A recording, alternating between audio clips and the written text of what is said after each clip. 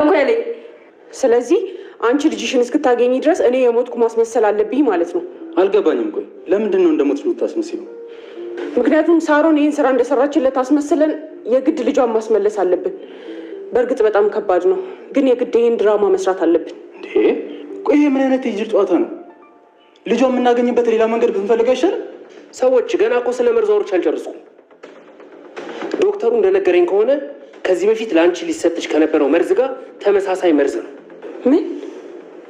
አይገርምም? እኔም ስሰማው ከአንቺ በላይ ነበር የደነገጥኩት። ይሄ መርዝ እንደተወሰደ ከትንሽ ደቂቃ በኋላ ከደም ውስጥ ይጠፋል። ሁለቱም ተመሳሳይ። ዶክተር ሮቤል የቤዛንና የትዳሯን ህይወት መስቀልቅሉን ለማውጣት ሆን ብሎ የተነሳም ይመስላል። ብሎም እንግዲህ አደንዛዥ መድኃኒት ነው። ይህን መድኃኒት ለቤዛ ከምትበለው ወይም ደግሞ ከምትጠጣው ምግብ ጨምሪላት፣ ከዛም በኋላ ምንም አያደርጋትም በማለት ለሳሮን ነግሯትም ነበረ። ሳሮን እንደታዘዘችው እንግዲህ ያንን መድኃኒት እሺ ብላ ወስደዋለች።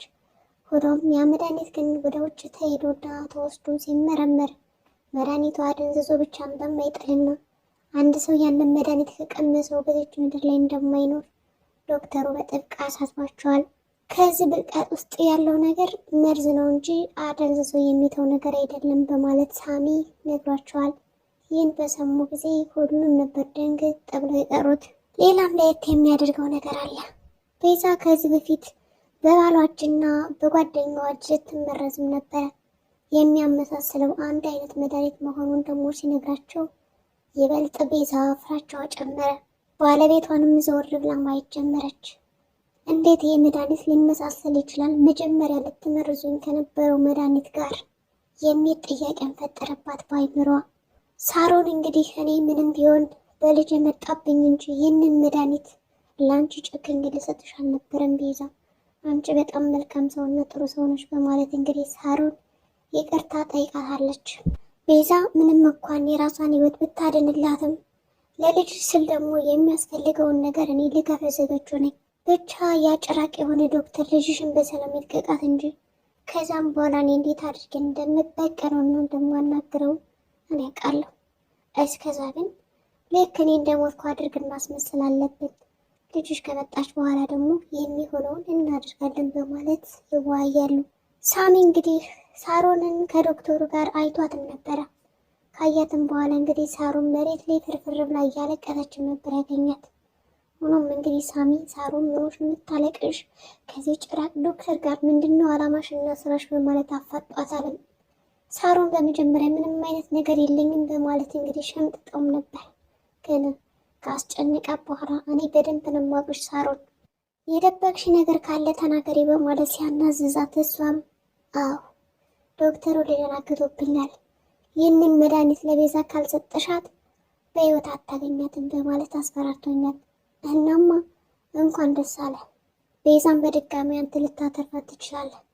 ታዲያስ የኔ ልጅ ማን ነው የሚያድናት? ማንስ ሊያድንልኝ ይችላል? ለቤዛ አንተና ባለቤቷ አላችሁ፣ ለእኔ ልጅ ማን አላት? ምን አይነት ሴት አድርገ ነው የምታስበኝ? ጨካኝ፣ ለልጇ ምንም ማታስብ አድርገ ነው እንደ የምትስለኝ? እንደዚህማ ሊሆን አይገባውም በማለት ከሳሚ ተሰጫበት። ሳሚን በሁኔታው በመደናገጥ እንግዲህ ካለበት ደርቆ ነበር የቀረው። በሌላ በኩል እንግዲህ ሳሚ ወደ ራሱ ከተመለሰ በኋላ ሳሮን መሬት ላይ ተንፈራፍራ እያለቀሰች ስለነበረ ሳሮን ይህ ነገር በጣም ቀላል ነውና እንደዚህ መሆን የለብሽም፣ እኔ ልጅሽን አድንልሻለሁ በማለት እንግዲህ ከወደቀችበት አንስቶ ወደ ቤት ይዟት ሂዷል። ሳሮንም እንግዲህ ከወደቀች በኋላ ሳሚ ባክን ልጅን አድንልኝ በማለት እንግዲህ ብዙ ነገሮችን ስነግረውም ነበረ። ሳሚም እንግዲህ ልጇን እንደሚያድንላት ቃል ከገባ በኋላ እሺ እኔ አሁን ሄደን ይህንን ጉዳይ ለቤዛና ለባለቤቷ መናገር አለብን በማለት ወደ ቤት አምርተዋል። በሌላ በኩል እንግዲህ ሉሲ መታለች ወደ ቤት። ቅንጭርቴን አግኝተዋለችን ነው። ቅንጭርቴ ዛሬ ደግሞ ሳቅ በሳቅ ሆናል፣ በሰላም ነው ትለዋለች። ዛሬማ በጣም ደስ የሚል ጊዜ ነው፣ ያቺ ማማዬ እኮ ከጥፊ ውጭ እንደውም ዛሬ አቅፋ ሳመችው ሁሉ በማለት ደስታውን ይገልጽላታል። እንግዲህ ሉሲ እውነትም ይች ልጅ በጣም ተቀይራለች፣ ለአንተ ያላትን አመለካከት ሁሉ ቀይራለች በማለት አሞገሰችው። ቅንጭርቴም እንግዲህ በፍቅር እንኳን አላስባትም፣ እንደው ምናልባት ካለችበት ህይወት ተነስታ እንድትሄድና እንድትራመድ ማድረግ ከቻልኩኝ ለእኔ ትልቅ ደስታ ነው እሷን ቆሞ ማየት ከማለት ውጭ ሌላ ምንም ያላት ነገር አልነበረም። ታዲያስ የአንቺ ፍቅር እንዴት ነው በማለት ጠይቋታል።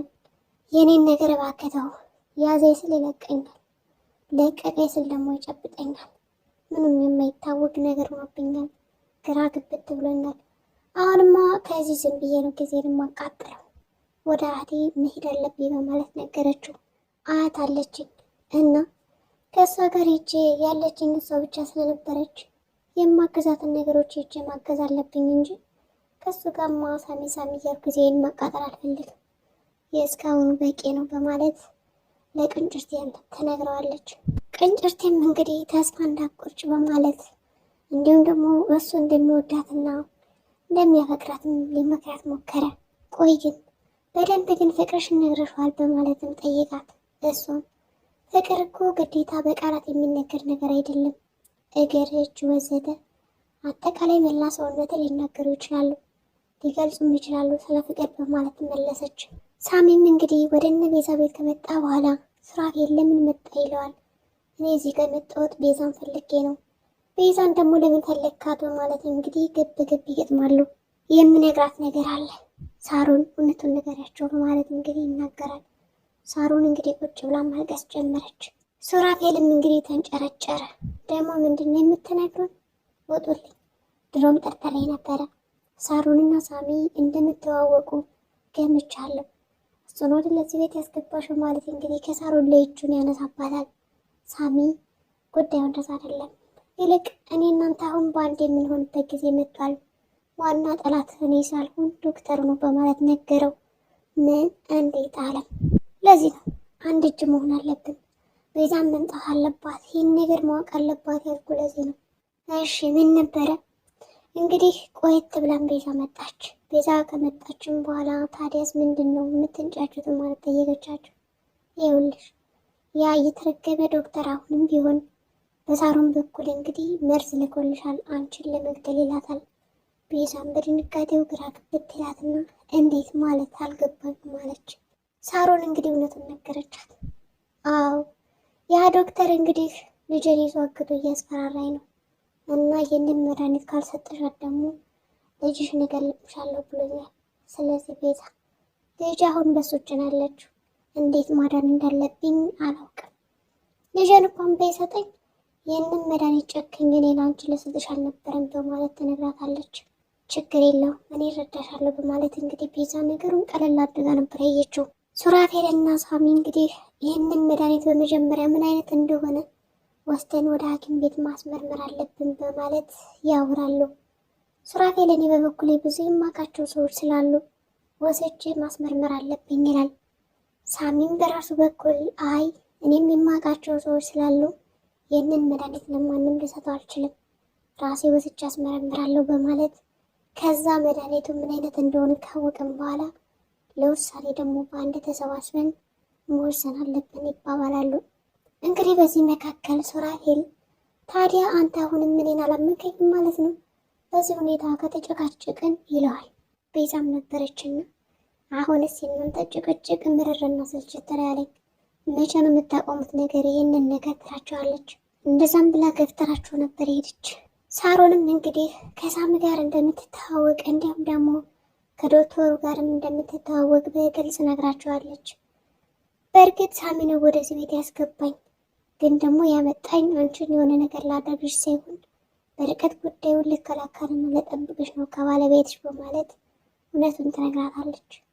ቤዛም እንግዲህ ሳሚ በድጋሚ ህይወቴን ስላተረፍክልኝ ባለውለታ አድርገኛልና አመሰግናለሁ ትለዋለች።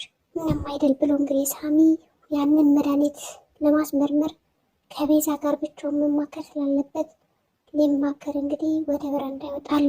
በረንዳ ላይ ከወጣ በኋላ ይኸውልሽ ይህ መድኃኒት ምን አይነት እንደሆነ ጠርጥሬያለሁ እና ምናልባት ደግሞ ያ የተረገመ ዶክተር ለሳሮን ደውሎ ስለሚጠይቃት አብረሻትኝና ያለውን ነገር እያንዳንዱ ተከታታይ እርግጠኛ ነኝ ቤዛ የሆነ ነገር ሆናለች ብሎ መደወሉ አይቀርም። በሰዓት ግን የሚናገራትን ነገር አብረሻ አዳምጪላታል። ግን እኮ ብቻሽን ነበር ይህን ነገር ማናገር የፈለግኩት በማለት እንግዲህ ሲያሳውቃት፣ ሱራፌል ግን ተደብቆ ሲያዳምጣቸው ነበረ። ቤዛ አንተ ለእኔ ሚስጥር ብለህ ብትነግረኝም እኔ ግን ሱራፌልን ምንም አይነት የምደብቀው ሚስጥር አይኖርም ነበረ። ብትነግረኝም ባትነግረኝም ሄጄ መንገድ አይቀርም ትለዋለች። ሱራፌል እንግዲህ ለምንድን ነው ተደብቆ ሲያዳምጣቸው የነበረ? እንግዲህ ወደ ኪችን ከሄደች በኋላ ሳሮንን በቃ ይዞሽ ልጅሽ ትመጣለች፣ ተስፋ መቁረጥ የለብሽም እያለች ማበረታታት ጀመረች። ችግር የለውም በማለት እንግዲህ ወደ ሳሎን አመጣቻት። ወደ ሳሎን ከመጡ በኋላ እንግዲህ ሳሚም ያንን ምርመራ ለማድረግ ሄዷል። የማማዬ ዶክተር አለ በማለት እንግዲህ ታማኝነት ጥሩ ስለሆነ ለእሱ ለማሳየት ሄዷል። ቅንጭርቲም እንግዲህ ፏዝንጥ ብሏል። ሉሲም አየችውን ነው። እኔ የምልህ ለምንድን ነው ግን ከመጠጥም የራከው? በሰላም ነው ከማጨስም የለበትም ትለዋለች። እንዴ ስንጠጣ መከራ፣ ስንለብስ መከራ፣ ዝም ስንል መከራ፣ ምን ይሻላችኋል በማለት እንግዲህ ይመልስላታል። እውነትም ማማዬ ስራውን እየሰራች ነው በማለት እንግዲህ ሉሲ ትገረማለች። እንግዲህ በምክር መልኩ ጠቅ ያረጋታል።